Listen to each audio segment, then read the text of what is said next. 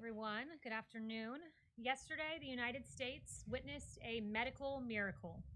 The first doses of a COVID vaccine were administered to frontline workers across the country. The president promised a safe and effective vaccine in record time, and President Trump delivered.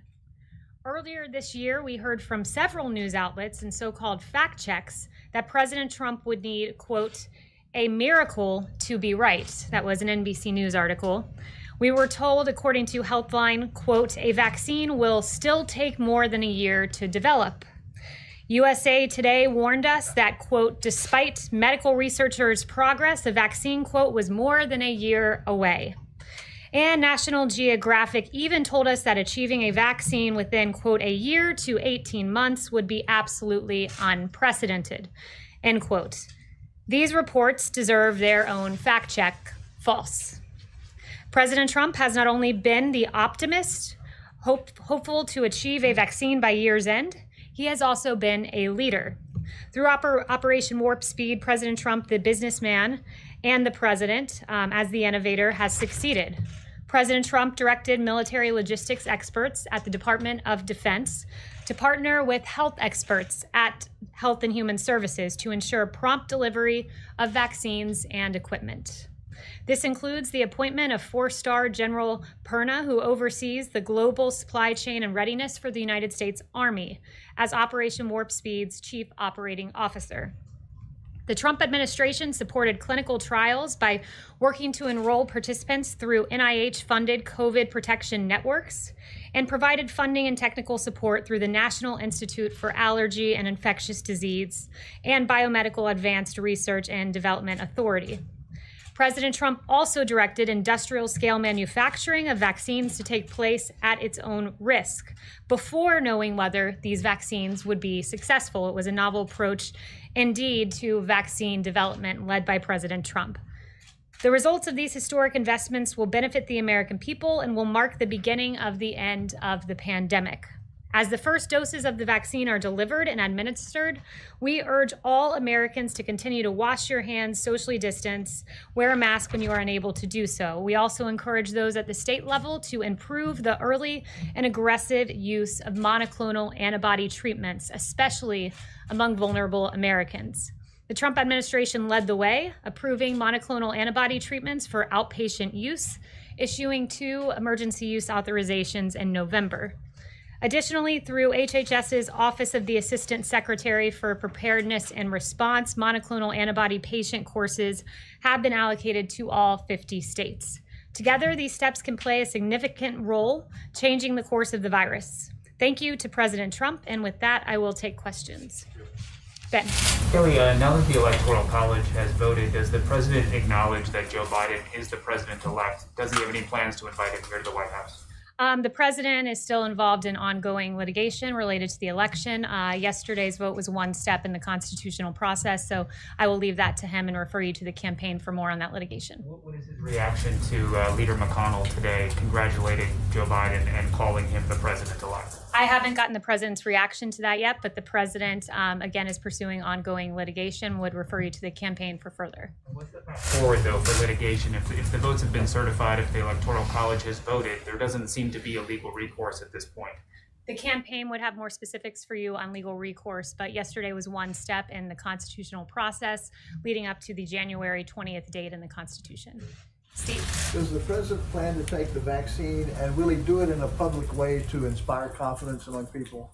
So the president currently at this moment has said he is absolutely open to taking the vaccine. He's been emphatic about that to me privately and to you all publicly.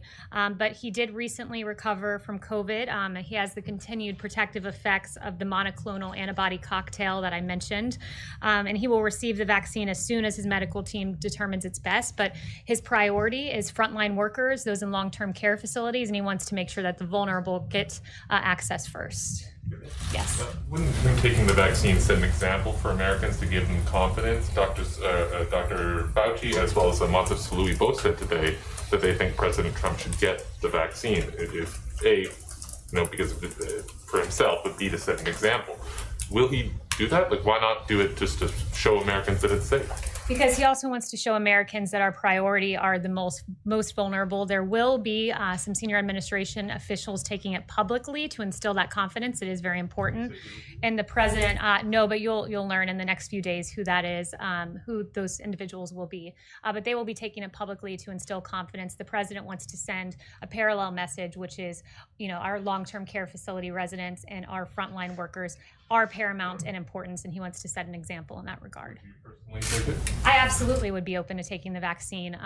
As has been reported, and as I shared with some of you yesterday, the White House, it will be a very limited group of people who have access to it initially. The president's tweet indicated that the White House should receive it at a later date to, again, prioritize the most vulnerable, but some career staff, national security staff, for the purposes of continuity of government, will have access, in addition to a very small group of senior administration officials for the purpose of instilling public confidence. He has said that he thinks Americans will be able to take it if they want to take it. You're saying he's open to taking it. Is he going to encourage Americans to take it, or is he going to leave it up to Americans? Does he think Americans should get this shot? Absolutely. Look, these are vaccines that he oversaw the development of. He has great confidence in. He wants to see all Americans get this vaccine, and he wants to see the most vulnerable among us get it first. But absolutely, he will be encouraging Americans to take this. Yeah.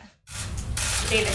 Do you know specifically when the president will veto the National Defense Authorization Act, when he's going to send the paperwork over? And why would he veto that, given the fact it passed on veto-proof majorities in Congress?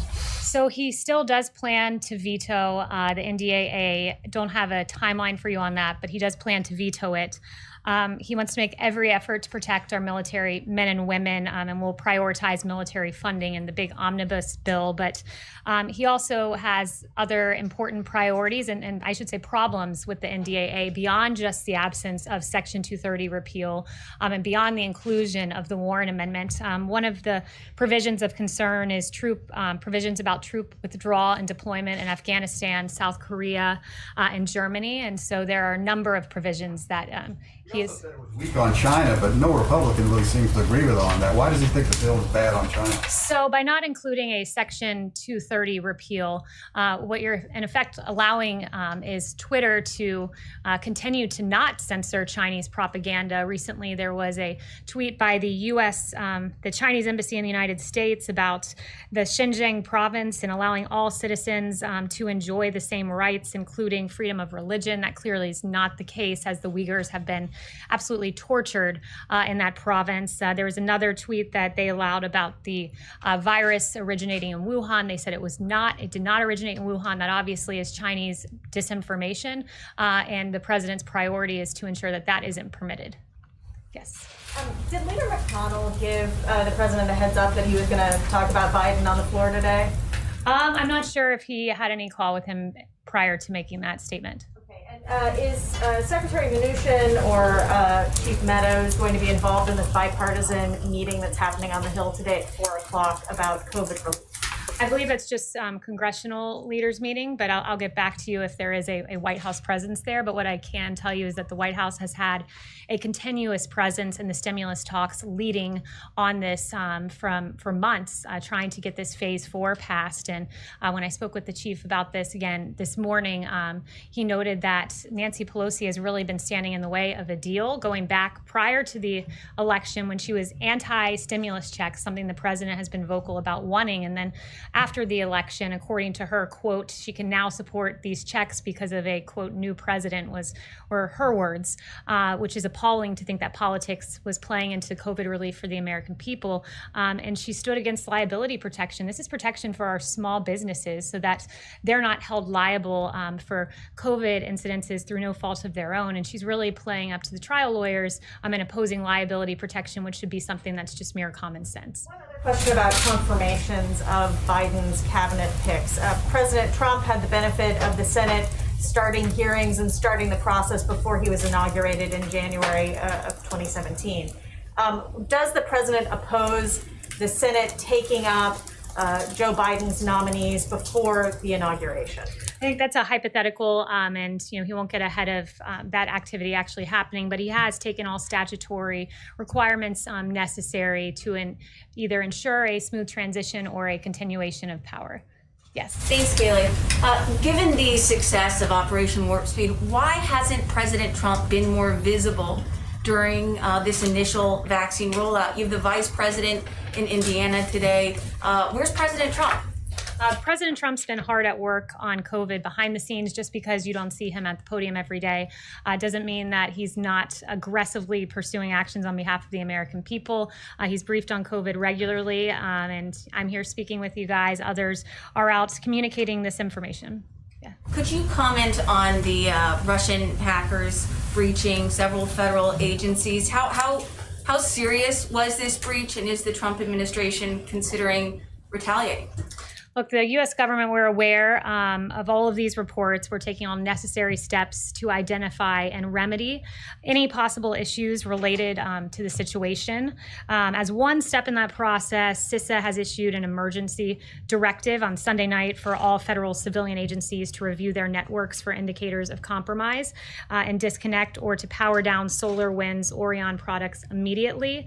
So we are taking a hard look on this and obviously take any sort of cyber hacks very seriously. And just one more question on Russia. Since Russian President Vladimir Putin has congratulated President-elect Joe Biden, any comment on that from the Russian president? No comment on that. I'll leave it to the president to react to that. Has he spoken to President Trump? Not that I'm aware of, no. Let's see. David. Does the president intend to run for election in 2024, and would you like to be part of that campaign?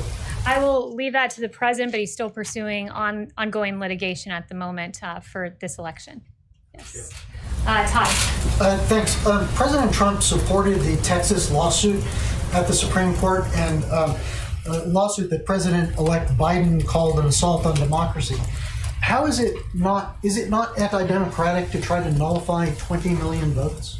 I think pursuing legitimate litigation through the judicial system is in no way assaulting democracy. In fact, it's using Democrat institutions in the manner they are to be used to pursue legitimate claims with sworn affidavits and additional evidence. But I do think what is an assault on democracy are the 4 investigations into President Trump over Russia collusion that turned up nothing. I mean, Mueller alone, you had 19 lawyers, 40 FBI agents, 2,800 subpoenas, 500 search warrants, millions of taxpayer dollars, all to find no collusion. And the investigation into President Trump began far before he was even elected president of the United States. And his intel briefings in the transition period were even weaponized against him. An insurance policy from Peter Strzok was put in place against this president prior to him being elected. That is what is an assault on democracy. Blake. Thanks, Kayleigh. I want to ask you about COVID relief negotiations, but just to hone down on what was asked about the vaccine, yes or no, we should expect to see President Trump take a coronavirus vaccine before January 20th and do so on camera? He will take it when health experts and his White House doctor ask him to do so and says it's the appropriate time. He is very open to taking this, but also wants to prioritize our frontline workers. Since you brought up the vaccine, before you get to your next question, one thing I do want to make clear is that there are 2.9 million doses of the Pfizer vaccine that have gone out.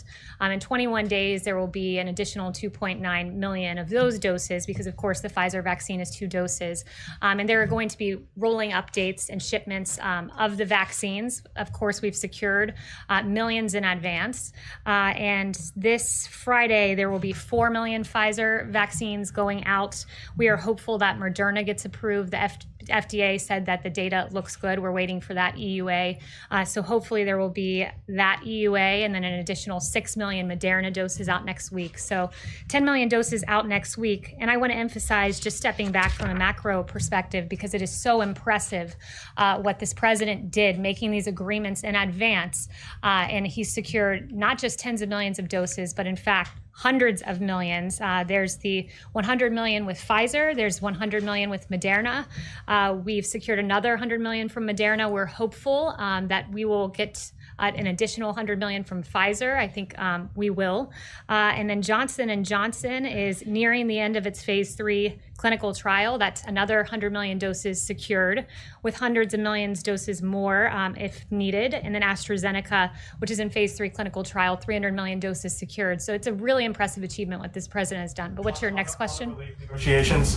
So there's this meeting this afternoon, the Big Four up on the Hill. We're told, by the way, that Secretary Mnuchin will be there. If the Big Four, if the Treasury Secretary are able to come to some sort of a deal, would President Trump sign off on it, or does he have specific asks, specific red lines that have to be in any sort of deal? I think we'll wait to see what that deal looks like. He's said that he would really like to see those stimulus checks in there, but his priority at the end of the day is getting relief to the American people. We're hopeful there will be some sort of agreement, but I would note that we've been the party that's been flexible. We've been the party that's said, hey, standalone PPP, that's funding for small businesses and funding for businesses generally to go to pay their employees. We've had a standalone bill that we supported there. We had a standalone unemployment insurance bill. So we've been the party that's been flexible in this. Clear, if there is a deal that doesn't have direct payments, the president would support it or not? I'm not going to say if that's a red line or not. I won't get ahead of the negotiations, but I'll just say that we are hopeful there is a deal there that the president can then look at and support. Yes, Catherine? Does the White House have any comment on Rudy Bailey, the security director who had his leg amputated due to COVID? Yeah, our heart goes out to his family. They've asked for privacy, and he is recovering from what I understand. We're very pleased to see that, but he and his family will be in our prayers. And has the president had a chance to speak with him? I'm not sure if the president's had a private conversation with him, nor would I confirm any private conversation that he did have. Louis. Thank you for doing this. Over the weekend, a statue of Mahatma Gandhi was desecrated by some protesters in downtown DC. This is for the second time this has happened. I would like to have your comments on that. Yeah, it's terrible. No statue or memorial should be desecrated, and certainly not one like that of Gandhi, who really fought for the values that America represents of peace, justice, and freedom. So that desecration is appalling to see. It's appalling that it's happened more than once, and we believe the reputation of Mahatma Gandhi should be respected, especially here in America's capital. Ask one more, if I Sure. Does the president believe that the democracy in the United States is under threat? And based on the streets, what are the electoral reforms he wants to push in this country? What was the first part of your question? I couldn't. Does the president believe that democracy in the United States is under threat? That democracy is under threat. He believes that it certainly was under assault when it comes to the investigations into his administration, the Mueller probe, the unfortunate way that our FBI was mishandled by folks like Andy McCabe, by folks like Jim Comey, and weaponized in a political way against his candidacy and then against his presidency. Yes, Charlotte. Thanks, Kayleigh. Is President Trump planning to take any action after seeing the forensic audit of the machines in Antrim County, Michigan? I'd have to refer you to the campaign on anything regarding the election. Just as far as the 2018 executive order on election interference, has he received a report yet? And when he does receive it, is any of that going to be available for the public to look at? I'm not aware of any report that he's received to that end. Chanel. Thank you, Kayleigh. Just want an update statement on Iran, especially in light of the just signed Israel-Morocco deal. Where does the White House see that Iran's standing in the Middle East now? Especially, what is the current assessment from the White House with regards to Iran's standing in the Middle East as you continue to sign Middle East deals? Are they going to strengthen? Is it weakening? What is the current White House assessment on Iran? Yeah, as the region increasingly comes together through these peace deals, which Senior Advisor Jared Kushner, Avi Berkowitz, and others, National Security Advisor Robert O'Brien deserve a ton of credit for. It's remarkable. But as the region continues to come together, our maximum pressure campaign continues to be effective. Iran is increasingly isolated and weakened. And when President Trump came into office, you know that the region was in extreme turmoil. ISIS had a caliphate, and Iran's proxies were wreaking havoc Since taking office, President Trump has worked to rebuild trust with our regional partners and identify their shared interests. And unlike the previous administration, which gave Iran piles of cash and a deal with a sunset provision that would have allowed them to get nuclear weapons, this president has isolated Iran, and he's done it through 4 peace deals, which is 4 more than his predecessor.